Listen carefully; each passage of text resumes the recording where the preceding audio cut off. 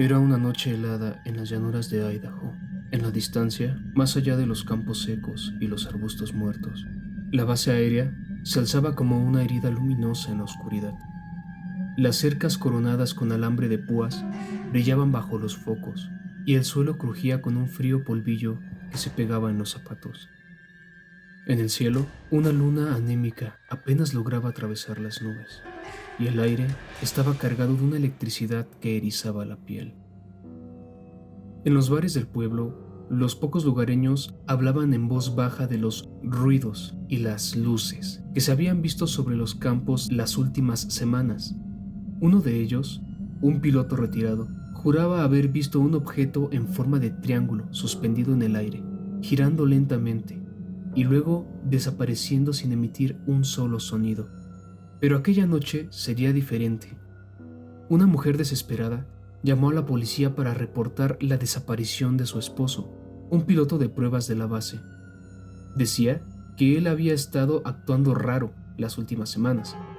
Se levantaba a mitad de la noche y se quedaba horas frente a la ventana, murmurando cosas incomprensibles, con los ojos vidriosos. Esa tarde salió de la casa, dijo que tenía que volver a volar y nunca regresó. La investigación comenzó en el pueblo. Testigos contaron que lo habían visto entrar al bar, pedir un trago y salir rápidamente, como si alguien lo estuviera siguiendo. Algunos pilotos en activo, entre trago y trago, confesaron que habían oído rumores de que la base estaba probando naves que no parecían humanas, aviones que flotan, dijo uno, y cuando los vuelas, olvidas, murmuró otro, bajando la vista al suelo. En la carretera polvorienta que lleva a la base, el viento traía un zumbido agudo que no se parecía a nada conocido. Esa noche, alguien se atrevió a acercarse a la valla, oculto entre los matorrales. Lo que vio al otro lado le heló la sangre. Un hangar abierto, donde un objeto metálico y brillante flotaba a 1 metro del suelo. Era un disco ovalado, con luces azules y verdes pulsando lentamente, como respirando. Guardias armados vigilaban en silencio mientras técnicos con trajes blancos tomaban notas. De repente, un destello cegador iluminó el campo, seguido de un rugido sordo y un viento caliente que barrió el polvo. Al mirar el cielo, la figura del objeto se perdía a toda velocidad en la negrura, pero el sonido permanecía en el pecho, vibrando en las costillas, como si el aire mismo estuviera electrificado. El aire frío del desierto, al amanecer, cortaba la piel.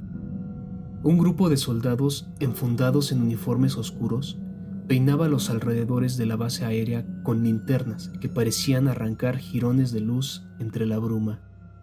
En el suelo se veían huellas desordenadas, algunas claramente humanas, otras más difíciles de interpretar. Los familiares del piloto desaparecido observaban desde la distancia, temblando tanto por el frío como por el miedo. La esposa apenas podía sostenerse de pie, con el rostro pálido y los ojos vidriosos. Había insistido en que algo le había pasado a su marido desde aquel primer vuelo de prueba unas semanas antes. No es el mismo, repetía en voz baja. Contaba que por las noches se despertaba empapado en sudor, murmurando las palabras que no lograba entender, con la mirada perdida hacia un punto en el cielo, y que a menudo se quedaba inmóvil durante horas, mirando por la ventana sin pestañear. Aquella mañana, él había salido de su casa sin decir una sola palabra. Llevaba puesto su uniforme de vuelo y una chaqueta ligera a pesar del frío. Antes de salir, apenas se giró para verla y susurró: «Tengo que regresar». Las palabras quedaron flotando en la cocina como un eco sin respuesta. El coche del piloto fue encontrado poco después, abandonado en un camino de servicio detrás del hangar principal. La puerta del conductor estaba entreabierta, la llave todavía colgaba del contacto y en el asiento un pequeño cuaderno con garabatos y símbolos que no parecían tener sentido. Entre las páginas, una hoja suelta con una sola palabra escrita con trazo tembloroso: luz. Los investigadores reunieron el cuaderno y lo guardaron en una bolsa para evidencias. A pocos metros, en el suelo, la tierra mostraba un patrón circular de pasto quemado, perfectamente delimitado, con un olor metálico en el aire. Los perros rastreadores se negaban a acercarse a esa zona. Gruñían y retrocedían con el lomo erizado, como si algo invisible los empujara a huir. En la cafetería de la base, varios soldados conversaban en susurros, lanzando miradas nerviosas hacia las ventanas. Un mecánico de mantenimiento relató que, unas noches antes, mientras reparaba un camión en el patio, había visto cómo el cielo se llenaba de luces que danzaban en silencio. No era un avión, decía, negando con la cabeza. No era nada que yo haya visto en toda mi vida. Otro lo interrumpió para añadir que en la torre de control habían recibido reportes de un objeto no identificado sobrevolando la pista, a una velocidad que ningún radar pudo registrar. Aquella misma tarde, en un bar del pueblo, un anciano sentado en una esquina levantó la mirada cuando escuchó a los investigadores hablar de la base. Con voz ronca les dijo: «Hace años que intentan ocultarlo. Lo que tienen allá no pertenece a este mundo». Y se volvió a su whisky sin decir nada más. Esa noche, cuando la búsqueda se intensificó, el viento se levantó de repente, trayendo consigo un zumbido agudo que parecía emanar del propio suelo. Las luces del perímetro parpadearon antes de apagarse por completo durante varios segundos.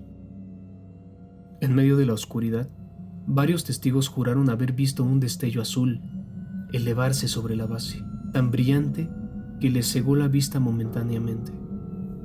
Cuando la corriente regresó, el campo estaba vacío y un silencio antinatural se apoderó del lugar. La noche era espesa y helada cuando el reloj marcó las 2 de la madrugada. A esa hora, la base parecía dormida, pero tras las alambradas se adivinaban sombras que se movían como espectros, centinelas de un secreto demasiado grande para ser revelado. Los investigadores, armados con linternas rojas para no llamar la atención, avanzaron por un sendero paralelo al perímetro de la base. El desierto a esa hora era un mar negro tachonado de estrellas, y el silencio solo se interrumpía por el rumor del viento y el lejano zumbido de las torres eléctricas. «Por aquí», susurró uno de ellos, señalando una pequeña hendidura en la cerca, apenas visible entre la maleza. El agujero estaba recién cortado, y los alambres retorcidos todavía tenían restos de guantes de tela enganchados. Al otro lado, las huellas del piloto desaparecido se mezclaban con otras, más pequeñas y dispersas, como si alguien o algo hubiera caminado descalzo sobre la arena. Cruzaron con rapidez y se internaron en las sombras. El primer edificio que encontraron era un hangar, custodiado por una sola farola que lanzaba un cono de luz amarillenta sobre la puerta metálica. Desde el interior llegaban débiles vibraciones, un zumbido grave que se sentía más en el pecho que en los oídos, como si viniera de las entrañas de la tierra. Empujaron la puerta lateral con cuidado, y el chirrido metálico les hizo contener la respiración. El interior era vasto y frío, con techos tan altos que se perdían en la penumbra. Bajo una lona gris había algo enorme, cuya silueta se intuía irregular y casi orgánica. Las linternas iluminaron parte del objeto, revelando un casco metálico con una superficie que no reflejaba la luz, sino que parecía absorberla por completo. Estaba cubierto de símbolos grabados que recordaban tanto a un lenguaje como a un conjunto de fórmulas. A un lado, sobre una camilla improvisada, yacía un uniforme de vuelo. Era el del piloto desaparecido, aún húmedo por el rocío, con restos de una sustancia gelatinosa que olía a hierro. En el suelo, una serie de marcas circulares, y concéntricas se extendían como un eco de lo ocurrido allí. Uno de los investigadores intentó tocar la superficie de la nave y su mano se encontró con algo imposible.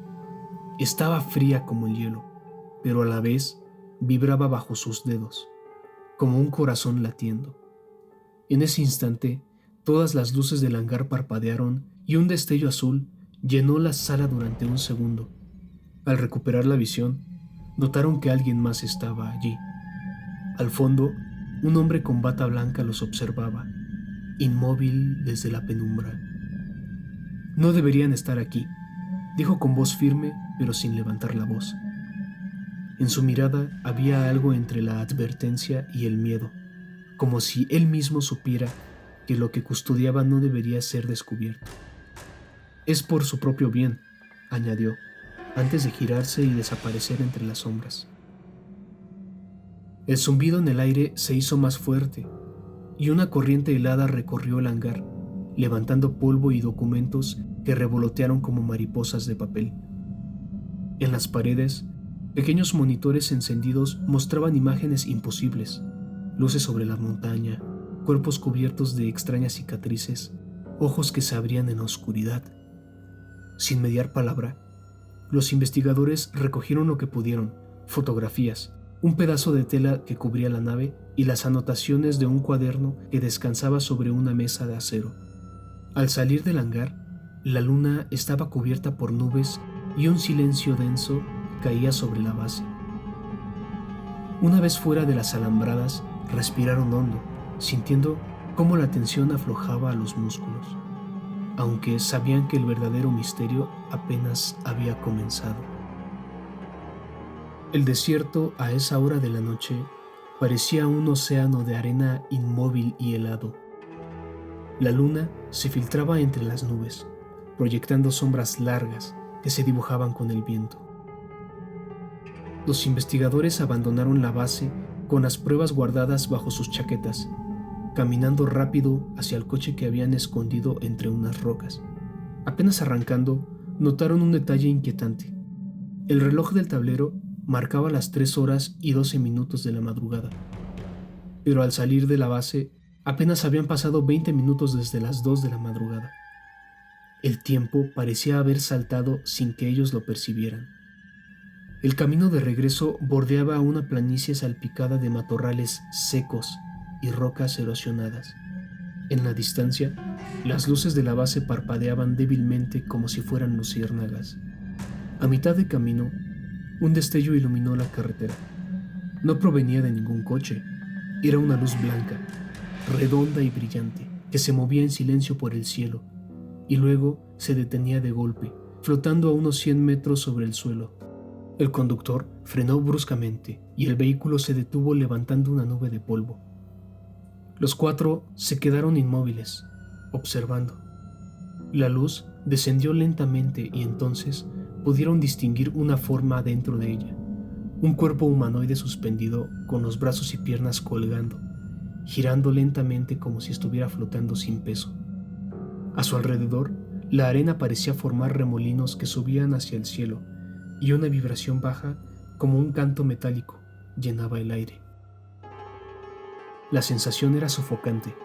El pecho les pesaba, y un frío inexplicable les recorría la piel. En ese momento, un segundo destello más pequeño apareció a un costado, como una réplica del primero. Luego, un tercero, y después, todos desaparecieron al mismo tiempo, dejando el cielo nuevamente oscuro y silencioso. Unos metros más adelante, al borde de la carretera, encontraron a 2 hombres con linternas, campesinos del lugar que, con los ojos abiertos de par en par, murmuraban entre sí en voz baja. Al ver acercarse el coche, uno de ellos levantó la mano, pidiendo que se detuvieran. ¿También lo vieron?, preguntó, con la voz temblorosa. «Lo vimos», respondió uno de los investigadores, aún con la mirada perdida. «No es la primera vez», añadió el otro campesino con un hilo de voz. «Eso viene cada pocos años. Se lleva a alguien, lo devuelve, pero no vuelven igual». Bajaron la mirada y se hicieron a un lado, negándose a responder más preguntas. La conversación quedó flotando en el aire mientras los investigadores subían al coche nuevamente.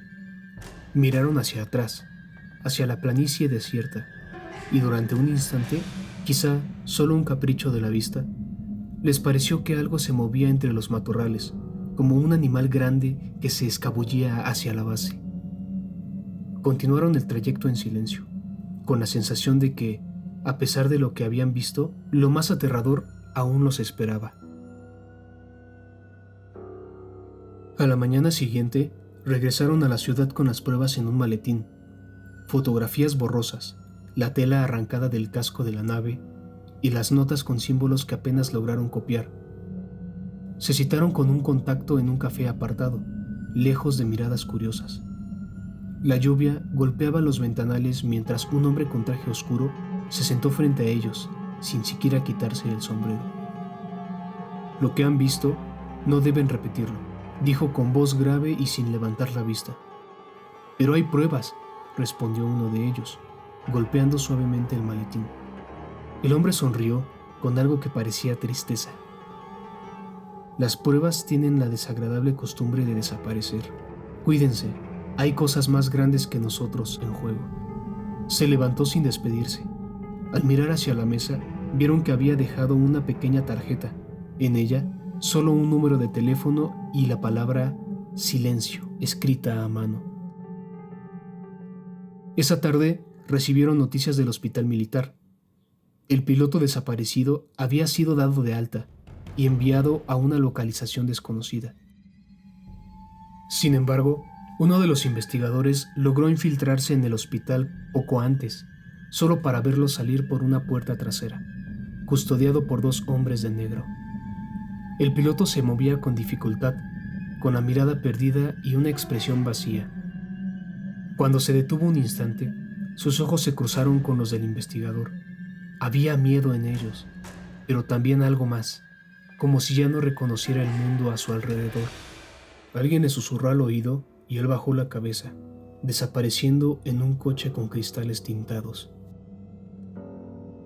Esa noche revisaron con calma las notas que habían rescatado del hangar. Entre dibujos y ecuaciones incomprensibles, destacaban palabras escritas con prisa. Ellos no son de aquí, la piel cambia, la memoria también. Más abajo, un dibujo mostraba el contorno de un cuerpo humano con símbolos alrededor y un ojo grande sobre su pecho. En las últimas páginas, solo una frase repetida varias veces. Ya vienen, ya están aquí, y un escalofrío recorrió la espalda de todos los presentes. A medianoche, alguien golpeó la puerta del motel donde se hospedaban. Era una mujer, con gabardina empapada, el cabello pegado a la frente y la respiración agitada. Yo estuve allí, dijo sin dar su nombre. Yo los vi, no son como nosotros. Ellos caminan entre nosotros, y cuando los tocas, no se siente el calor. Sacó una pequeña caja metálica y la dejó sobre la mesa. Aquí hay algo que no debería existir. Destrúyanlo si quieren vivir. Sin más explicación, desapareció en la oscuridad. Al abrir la caja, descubrieron una especie de fragmento metálico, negro y liso, que pulsaba suavemente como si tuviera vida propia. Días después, recibieron un sobre sin remitente con varias fotografías impresas, imágenes de cuerpos con cicatrices idénticas a las del piloto, campos de pruebas con marcas circulares quemadas en la tierra y luces flotando sobre la base. En la última fotografía aparecían ellos mismos caminando hacia el hangar, tomada desde lo alto. Sintieron un nudo en el estómago. «Nos estaban esperando», murmuró uno. Esa noche, mientras empacaban para marcharse, la televisión del cuarto del motel se encendió sola. En la pantalla, un hombre con el rostro difuso hablaba. «Deténganse ahora. Esto no les pertenece.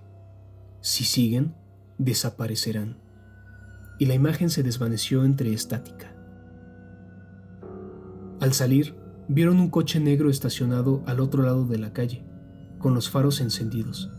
Permaneció allí, inmóvil, hasta que ellos se perdieron entre las sombras. Un impulso los llevó de regreso a la base. como si necesitaran respuestas finales. Al llegar, las alambradas habían sido reforzadas, los hangares sellados y las luces de las torres más intensas que nunca. Donde antes estaba el misterioso objeto, ahora solo quedaba un enorme cráter rodeado del personal militar. Entre la multitud distinguieron a lo lejos al piloto.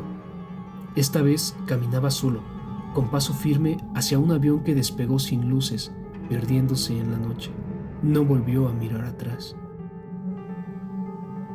Esa madrugada, ya en camino de regreso, comprendieron que lo que habían visto no sería jamás reconocido públicamente. Las pruebas, una a una, fueron incautadas, destruidas o extraviadas. Pero ellos sabían, ellos habían estado allí. Y aunque la verdad se escondiera tras las sombras, sabían que no podían olvidarla.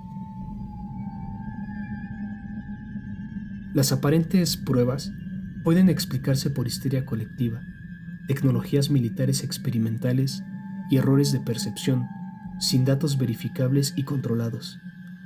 Es prematuro hablar de algo no humano. Sin embargo, todo apunta a una inteligencia ajena a lo humano, infiltrada y operando entre nosotros, borrando huellas y manipulando memorias.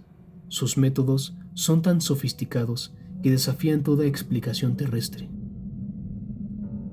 En la inmensidad del desierto, entre luces imposibles y secretos enterrados, la ciencia tropieza y la imaginación vuela. ¿Fue un fenómeno natural mal comprendido o un contacto con algo más allá de lo humano? Tú decides. Te invito a dejarlo en los comentarios. Recuerda que las mejores historias vienen de ustedes. Si alguna vez viste algo que no supiste explicar, luces en el cielo, un encuentro extraño, una sensación inquietante, algo paranormal, cuéntanos. Al final del video dejaré un código QR para que nos envíes un correo electrónico y juntos intentaremos darle voz a lo que otros prefieren callar.